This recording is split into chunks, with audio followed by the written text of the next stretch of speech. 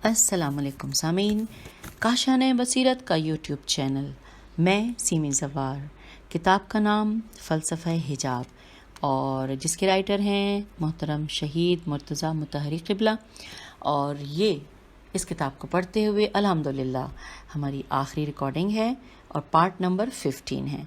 और इस दुआ के साथ इस किताब को पढ़ने का आगाज़ करते हैं कि हमने जो कुछ मैंने रीडिंग की, अगर उसमें कोई गलती कमी कजी रह गई है तो अल्लाह ताला मुझे माफ़ फरमाए। और जो सामीन आप लोग सुन रहे हैं, इसमें अगर कोई गलती जिसकी इस्लाह आप अपने तौर पे ख़ुद कर लीजिएगा। इंसान तो गलती का पैकर है। तो आइए हम इस किताब को पढ़ने का आगाज़ करते हैं। इसके जो पेजेस अब रह गए हैं वो हम पेज 164 से आगाज़ करने जा रहे हैं और टोटल इसके 172 पेजेस हैं। और उसके बाद के कुछ पेजेस ऐसे हैं जिसको मैं बता दूंगी आपको एंड पे जाके, लेकिन अब बस थोड़े ही से सफ़ात रह गए हैं। आइए जानते हैं पेज 164 पे क्या लिखा है। ये भी मैं बता दूं कि इससे पहले तो हम जो सिलसिला पढ़ रहे थे वो फतावा जिसकी हेडिंग थी, जिसकी फतावा के बाद हमने मुख्तलिफ जो हम तफसीलात जान रहे हैं, जो लोग मेरे साथ मुस्तकिल किताब पढ़ रहे हैं वो यकीनन जानते होंगे। तो चलिए हम पेज 164 पे अब पढ़ने जा रहे हैं। और अब हम यहाँ पे देख रहे हैं, लिखा है कि अल्लामा हिल्ली शाफ़िई मज़हब के पैरोकारों के दलाइल की नकल करने के बाद लिखते हैं इन्वर्टेड कॉमा, मेरे ख़्याल में भी चेहरे और कलाई तक दोनों हाथ देखना हराम है, ये इन्वर्टेड कॉमा क्लोज। फिर लिखा है मुहक्किक तूसी, ये नाम है, शराइल इस्लाम में कहते हैं, ये किताब का नाम है, कहते हैं कि चेहरे और हाथों पर निगाह सिर्फ एक दफ़ा जायज़ है लेकिन इसकी तकरार दुरुस्त नहीं। शहीद अव्वल ने लम आ है लाम मीम ऐन है में और अल्लामा हिल्ली ने अपनी बाज़ किताबों में इसी नज़रिए को अपनाया है। मजमूई तौर पर चेहरे और कलाइयों तक दोनों हाथों को देखने के बारे में 3 अक़वाल हैं। ये 3 अक़वाल हैं, आइए सामीन मिलकर पढ़ते हैं। नंबर 1, तस्करे में अल्लामा ने इसे मुतलक ममनू करार दिया है और मादूद चंद दीगर उलमा ने कि जिसमें साहिब जवाहर भी शामिल हैं उसकी ताकीद की है। उसके बाद दूसरा कौल के मुहक्किक तूसी ने शराय में, शहीद अव्वल ने लम्आ में लाम मीम एन ए लम्आ में और अल्लामा हिल्ली ने बाज़ कुतुब में एक दफ़ा देखने और तकरार नज़र की मुमानियत की ताकीद की है। और तीसरा कौल इसमें लिखा है कि शेख तूसी, शेख कलीनी, शेख अंसारी और साहिब हदायक ने जवाज़ मुतलक के नज़रिए की तायीद की है। इसके अलावा शेख नराती या नराकी ने मसनद और शहीद सानी ने मसालिक में इस कौल की तायीद की है। शहीद सानी ने इस कौल की तायीद करते हुए मसालिक में इन दलाइल को जो अल्लामा हिल्ली के लिए पसंदीदा हैं और जिनसे शाफ शीन अलिफ फे एन ये है शाफ़िया इस्तदलाल करते हैं, रद्द किया है। लेकिन आखिर में फरमाते हैं कि बेशक हुक्म तहरीम एहतियात और सलामती का रास्ता है। आगे लिखा है, यहाँ तक हमने पर्दे और हुर्मत निगाह के बारे में उलमाए मुतक़द्दमीन के नज़रियात को पेश किया है, लेकिन उलमाए मुताख़िरीन में से आयतुल्लाह सैयद मोहम्मद काजिम तबातबाई यज़दी मरहूम उर्वतुल वुस्क़ा में नमाज से हटकर सतर बदन के बाब में फरमाते हैं कि औरत पर वाजिब है कि वो चेहरे और कलाई तक दोनों हाथों के अलावा अपने बदन को नामहरम से छुपाए। हवाला है किताबुस सलवात फसल सातिर सीन अलिफ 13। फिर लिखा है निगाह डालने के मसले में आप फरमाते हैं कि इन्वर्टेड कॉमा, और हम ये पढ़ते हुए पेज 165 पर आ गए हैं। इन्वर्टेड कॉमा में लिखा है कि मर्द का अजनबी औरत को देखना इसी तरह नाजायज़ है जिस तरह औरत का अजनबी मर्द को देखना नाजायज़ है। बाज़ उलमा ने चेहरे और कलाई तक दोनों हाथों को इससे मुस्तस्ना करार दिया है और कहा है कि इन पर निगाह डालना मुतलकन जायज़ है। बाज़ ने एक बार देखने को जायज़ और ज़ायद बार देखने को नाजायज़ कहा है, जबकि मुतलकन न देखना अहवत अलिफ है वाउते अहवत है इन्वर्टेड कॉमा क्लोज। हवाला है उर्वतुल वुस्क़ा किताब अल निकाह اور مسئلہ نمبر 31 یہ ہم نے جان لیا۔ آگے لکھا ہے لیکن فقہائے متاخر و معاصر نے غالباً ان دو مسائل میں اپنے اپنے رسالہ عملیہ میں واضح اظہار خیال سے اجتناب برتا ہے اور حسب معمول احتیاط سے کام لیا ہے۔ علماء متاخرین اور معاصرین میں سے آیت اللہ سید محسن حکیم طباطبائی مرحوم نے منہاج الصالحین کے 9ویں ایڈیشن میں کتاب النکاح مسئلہ صوم میں ایک واضح فتویٰ دیا ہے جس میں آپ نے صراحت کے ساتھ چہرے اور کلائی تک دونوں ہاتھوں کو مستثنی قرار دیا ہے۔ آپ فرماتے ہیں انورٹڈ کاما جس عورت سے قصد نکاح ہو اس کو دیکھنا جائز ہے۔ اسی طرح زال میم چھوٹی یہ لکھا ہوا ہے، بس اس پہ کوئی تشدید وغیرہ نہیں ہے۔ زمی عورتوں کو بھی دیکھنا جائز ہے مگر قصد لذت نہ ہونے کی شرط کے ساتھ۔ یہی حکم بے پردہ عورتوں کے باب میں بھی ہے جن پر نصیحت اثر انداز نہیں ہوتی مگر یہاں بھی قصد لذت نہ ہونا شرط ہے، اور اسی طرح وہ عورتیں جو کسی نہ کسی عنوان سے محرم ہیں ان کے علاوہ دوسری تمام عورتوں کو دیکھنا حرام ہے مگر یہ کہ ان کے چہرے اور کلائی تک دونوں ہاتھوں کو دیکھ سکتے ہیں مگر قصد لذت نہ ہونا شرط ہے، انورٹڈ کاما کلوز۔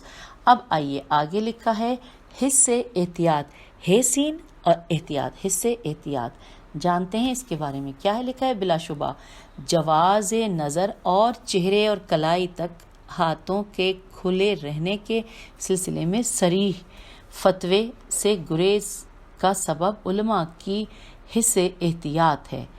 ہر شخص اپنے ضمیر میں یہ جانتا ہے کہ مرد اور عورت دو الگ الگ خصوصیات کے حامل ہیں۔ عورت خدا رائی اور خود نمائی کی دلدادہ ہے اور مرد تانک جھانک اور نظر بازی کا شوقین ہے۔ ہم آ گئے ہیں اب پیج نمبر 166 پہ، لکھا ہے مجلہ توفیق کی یہ عبارت کس قدر دلچسپ ہے کہ انورٹڈ کاما شعراء عورت کو سرو کے خوشنما درخت سے اس لیے تشبیہ نہیں دیتے کہ وہ راست قیامت ہوتا ہے بلکہ اس کی وجہ یہ ہے کہ عورت سرو کے طرح سردی اور گرمی سے بے نیاز دونوں موسموں میں برہنہ باہر نکلتی ہے اور سردی کی تکلیف سے ہرگز نہیں گھبراتی، انورٹڈ کاما کلوز۔ آگے لکھا ہے عورتوں کی خود نمائی اور مردوں کی نظر بازی کے بارے میں ول ڈیورن، اب یہ اردو میں لکھا ہے واو لام ڈال یہ واو رے نون ٹے، میں اس کو کوشش کرتی ہوں کیونکہ ظاہر یہ انگلش میں پڑھنا آسان ہے، اس کی اسپیلنگ نہیں لکھی، لکھا ہے ول ڈیورنٹ لکھتا ہے انورٹڈ کاما انسانی افعال و کردار میں اس سے بڑھ کر حیرت انگیز بات کیا ہو سکتی ہے کہ سن رسیدہ لوگ پیرانہ سالی میں عورتوں کے پیچھے دوڑیں اور عورتیں تا دم مرگ معشوق اور محبوب بننے کی تمنا کریں۔ عورتوں میں دلچسپی انسانی کردار کا سب سے مضبوط عنصر ہے۔ دیکھو یہ مکار جانور کس طرح اپنے شکار کے تعاقب میں ہے، دراں حالانکہ وہ اپنے آپ کو اخبار پڑھنے میں محو ظاہر کر رہا ہے۔ اس کی طرف توجہ دو اور دیکھو کہ وہ کس طرح اس کو اپنا دائمی اسیر بنانے کی فکر میں ہے۔ اس کا خیال ذہن میں لاؤ اور مشاہدہ کرو کہ وہ کیوں کر پروانہ وار شمع کے گرد گھومنے میں مصروف ہے۔ آخر ایسا کیوں ہے؟ سوالیہ نشان۔ یہ بات کیوں کر رونما ہوتی ہے؟ سوالیہ نشان۔ لگاؤ کی گہری جڑوں کا تعلق کس چیز سے ہے؟ سوالیہ نشان۔ اور کن مراحل سے گزر کر اس موجودہ مرحلے اور جنون تک پہنچتا ہے؟ سوالیہ نشان۔ اور یہاں پہ انورٹڈ کاما کلوز ہو گیا۔ آئیے آگے پڑھتے ہیں، لکھا ہے جی ہاں ہم اس بیان شدہ حقیقت کو نظر انداز نہیں کر سکتے، تاہم ہم جانتے ہیں کہ پاک دامنی اور تقوی اسلام کے اصولوں میں سے ایک حتمی اصول اور معاشرتی قوانین کی بنیادوں میں سے ایک بنیاد ہے۔ اب سامعین ہم اگلی ہیڈنگ کی طرف بڑھ رہے ہیں، لکھا ہے اخفا یا اظہار الف خے فے الف اور یا اظہار الف زوئے ہے الف رے۔ آئیے جانتے ہیں اس میں کیا لکھا ہے۔ لکھا ہے اسی بنیاد پر اس مسئلے میں عملی طور پر دو صورتیں وجود میں آتی ہیں، ایک یہ کہ صاحب فتویٰ موجودہ صورتحال کے پیش نظر اپنے جی میں بہت سخت گھبراتے ہیں کہ پہرے اور کلائی تک دونوں ہاتھوں کے چھپانے چہرے لکھا ہوگا وہ کیونکہ مٹا ہوا ہے کہ چہرے اور کلائی تک دونوں ہاتھوں کے چھپانے کے عدم وجوب واو جیم واو بے اور ان پر عدم حرمت نگاہ کے بارے میں فتویٰ صادر کریں، لہٰذا وہ اپنی سلامتی اسی میں سمجھتے ہیں کہ الاہوت کہہ کر اپنی جان بچائیں۔ دوسری صورت یہ ہے، ہم آگئے پیج 167 پہ، دوسری صورت یہ ہے کہ بعض افراد کا عقیدہ ہے کہ اگرچہ حقیقت اور واقعیت کی روح سے مفہوم یہی ہے، لیکن اس دور کے پیش نظر جہاں ہر شخص ایک بہانے کی تلاش میں ہے کہ پردے کے قیود سے جس طرح بھی ہو سکے چھٹکارا حاصل کرے، ضروری ہے کہ ہم حقائق کے ایک حصے کو پوشیدہ رکھیں تاکہ یہ حصہ ان کے لیے بہانہ نہ بنے۔ پھر لکھا ہے اگلے پیراگراف میں کہ یہ درست ہے کہ اسلام نے چہرے اور کلائی تک دونوں ہاتھوں کے چھپائے جانے کو واجب قرار نہیں دیا ہے، لیکن اسے لوگوں کو نہیں بتانا چاہیے کہ اس حقیقت کو سننے کے بعد عورتیں نہ صرف یہ کہ چہرے اور ہاتھوں کو کھلا رکھیں گی بلکہ ان کا سر، سینہ اور گھٹنوں تک پیر بھی کھل جائیں گے، اور یہی وہ جگہ ہے جہاں اخفا الف خف الف کا فلسفہ ابھرتا ہے۔ اگلے پیراگراف میں لکھا ہے کہ جب میں نے داستان راستان لکھی، رے الف سین تے الف نون، جب میں نے داستان راستان لکھی تو خوزستان خیواو زے سین تے الف خوزستان کے ایک عالم نے مجھے ایک خط لکھا۔ انہوں نے میری کتاب کو سراہتے ہوئے اسے بہت مفید قرار دیا اور اس بات کا اعتراف کیا کہ انہوں نے ان تمام داستانوں کو اصل مآخذ سے ملایا اور حرف بحرف درست پایا، لیکن اس نے یہ معروضہ بھی پیش کیا کہ میں اس میں سے دو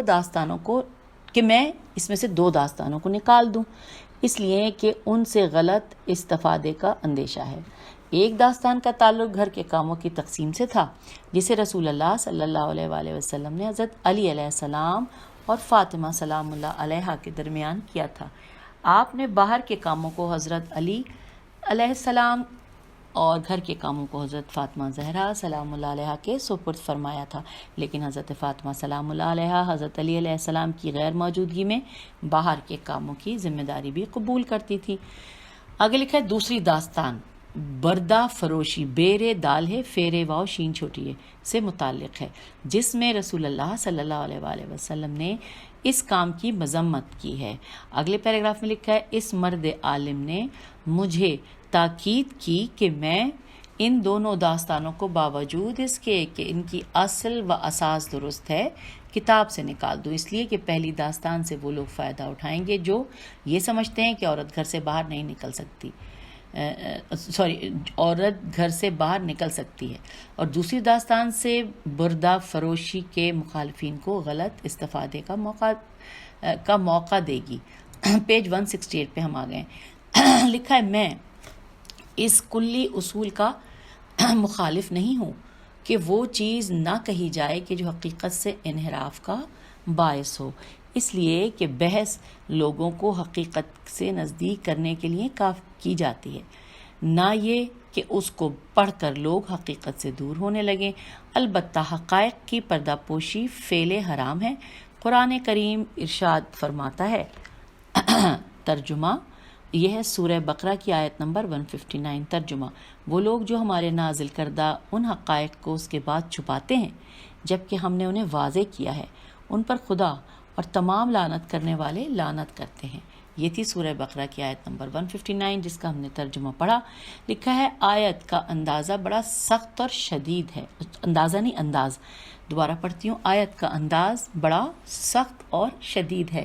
قرآن مجید نے بہت کم موضوعات میں اتنا سخت لہجہ اختیار کیا ہے۔ بہرحال میں سمجھتا ہوں کہ غالباً مراد یہ ہے کہ لوگ اپنے ذاتی منافع کی خاطر حقائق سے صرف صرف نظر نہ کریں اور انہیں پوشیدہ نہ رکھیں، لیکن یہ بات اس آیت کے ذیل میں نہیں آتی کہ ہم حقیقت کو خود حقیقت کی خاطر البتہ محدود اور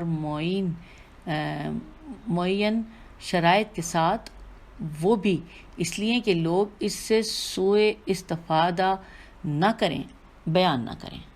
اچھا، جہاں البتہ سے لے کے استفادہ نہ کریں تک کا جو میں نے پڑھا یہ بریکٹ میں تھا.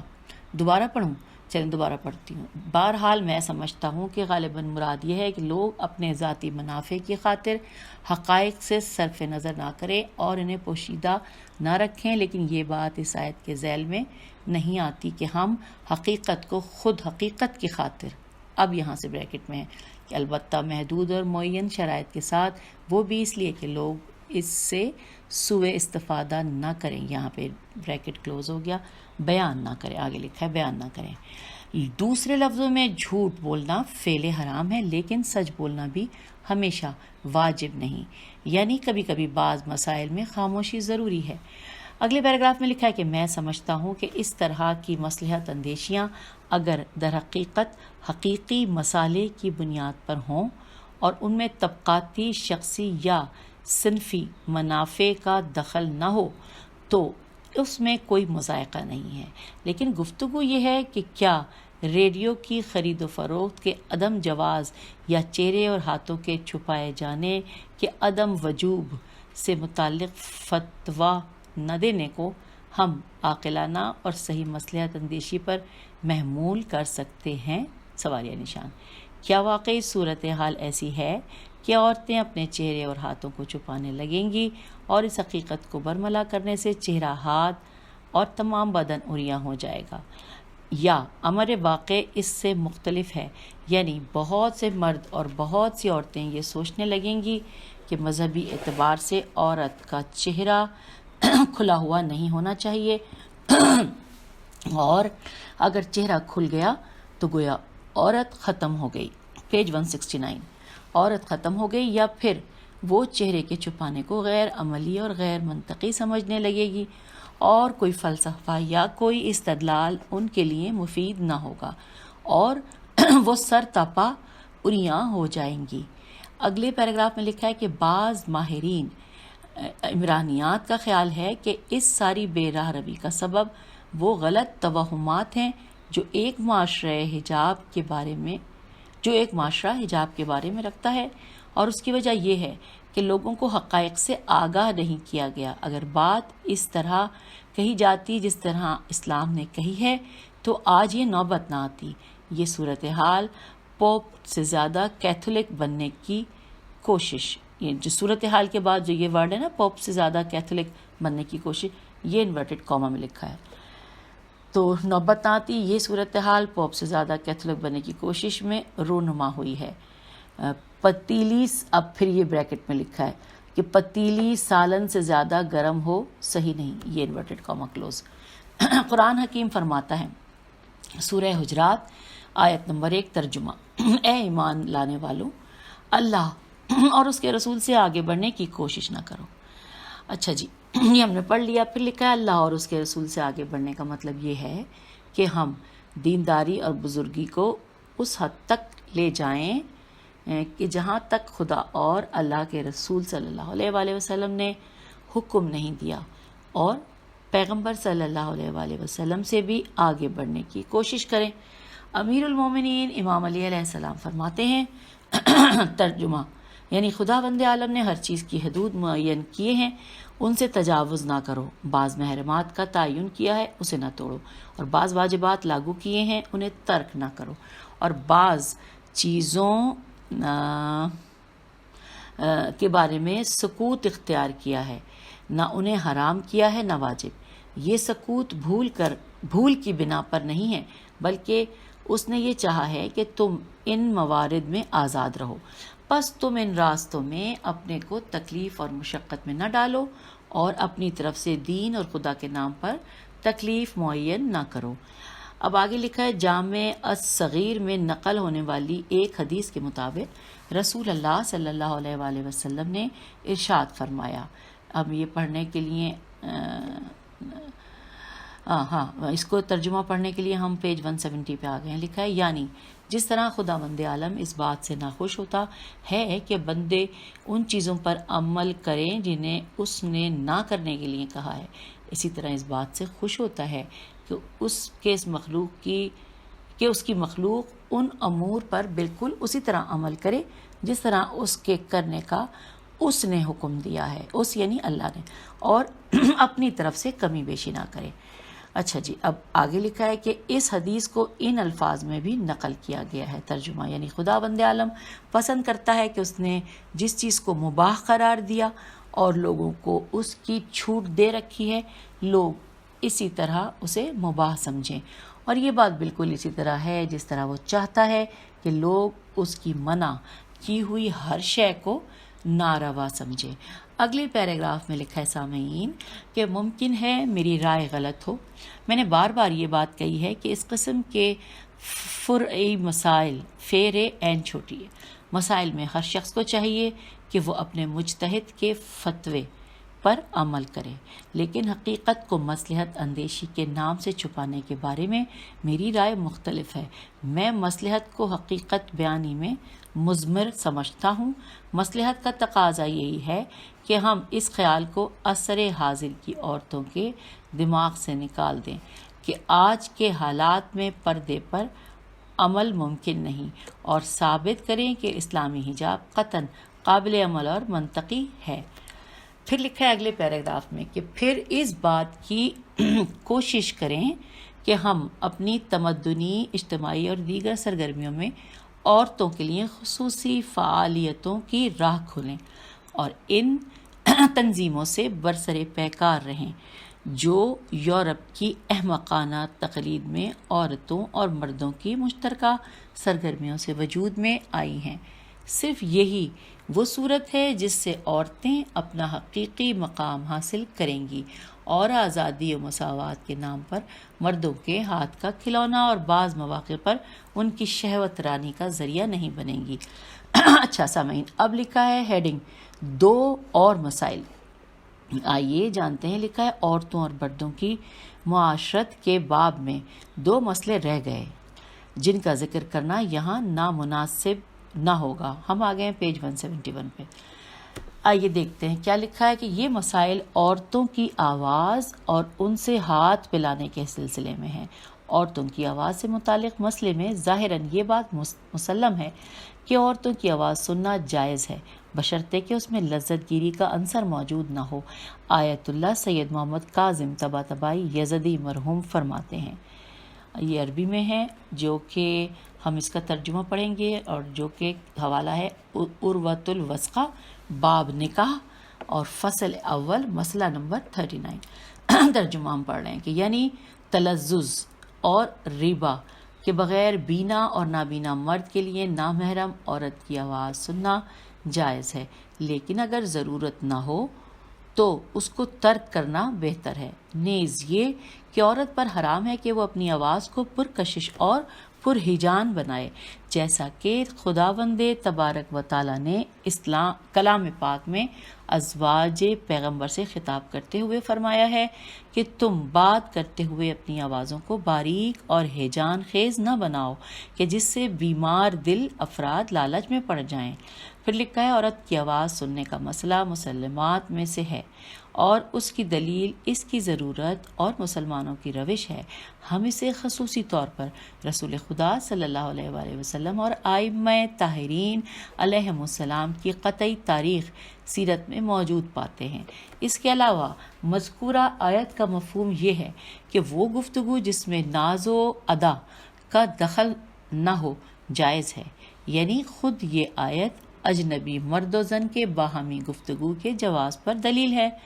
اب آگے لکھا ہے کہ صرف شہید اول رحمت اللہ نے لمح لامیم عین ہے، یہ میرے خیال کتاب کا نام ہے، ہم نے پہلے بھی پڑھا تھا، سوری، صرف شہید اول نے لمعہ میں کہا ہے۔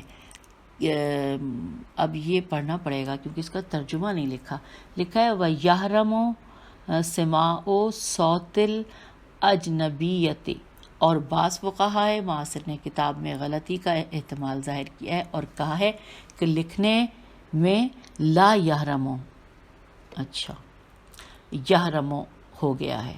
اچھا جی، اب ہم آگے ہیں پیج نمبر 172 جو کہ آخری صفحہ ہے الحمدللہ.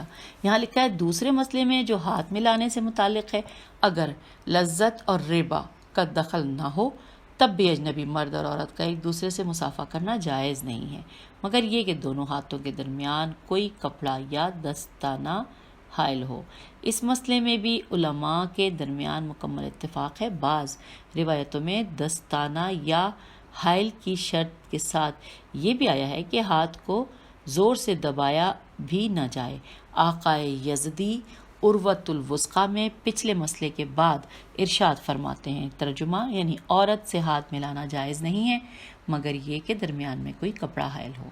اب آخری پیراگراف ہے اس کتاب کا اور اس صفحے کا. لکھا ہے ظاہر ہے کہ دستانے یا کپڑے کی موجودگی کے ساتھ اجنبی عورت کے ساتھ ہاتھ ملانے کا جواز اس شرط کے ساتھ درست ہے کہ اس میں لذت یا ربا یہ بے ہے ربا کا دخل نہ ہو. لیکن اگر لذت یا ربا کا عمل دخل ہو تو جیسا کہ بعض علماء نے عروت یعنی عین رواو اور گولتا ہے، اور یہ انورٹڈ کاما میں لکھا ہے کہ جیسے بعض علماء نے عروت کے حاشیے میں تحریر کیا ہے، قطعاً حرام ہے. اچھا سامعین، یہاں پر جو صفحات جن میں لکھائی تھی وہ مکمل ہو گئے. اب 173 پیج ہے اور یہ 174 پیج پہ بھی یہی ہے، 175 پہ بھی ہے اور 176 پہ بھی یہی ہے. اور لکھا کیا ہے؟ یہ لکھا ہے فہرست اعلام الف عین لام الف میم، اور اس میں نام لکھے ہوئے اور ساتھ ساتھ آگے کچھ نمبر لکھیں. اب میرے خیال سے کہ ہمیں اس کو پڑھنے کی ایسا ضرورت ریڈنگ میں نہیں ہے، کیونکہ یہ اس طرح سے ہے کہ جس طرح حروف تہجی کے حساب سے نام لکھے ہیں، جیسے آدم 42، ابن العزیف 43، پھر ابن خلدون 46، ابن عباس 88، 91، 92، 93، 95، 149، 166. میرے خیال ہے کہ یہ نام ہے اور کہ جس صفحات پر شاید ہیں یا تو یہ لکھا ہوا ہے، لیکن بہرحال یہ اسی طرح کی تفصیل ہے. تو میرے خیال ہم یہاں پہ اپنی ریڈنگ کا اختتام کرتے ہیں اس دعا کے ساتھ کہ ہم نے جو کچھ پڑھا اللہ تعالیٰ ہمیں اسے سمجھنے کی توفیق عطا فرمائے، اور ہم نے جو کچھ بھی پڑھا اس میں اگر کوئی غلطی ہوئی ہے تو ہمیں معاف فرمائے. خدا حافظ، فی امان اللہ.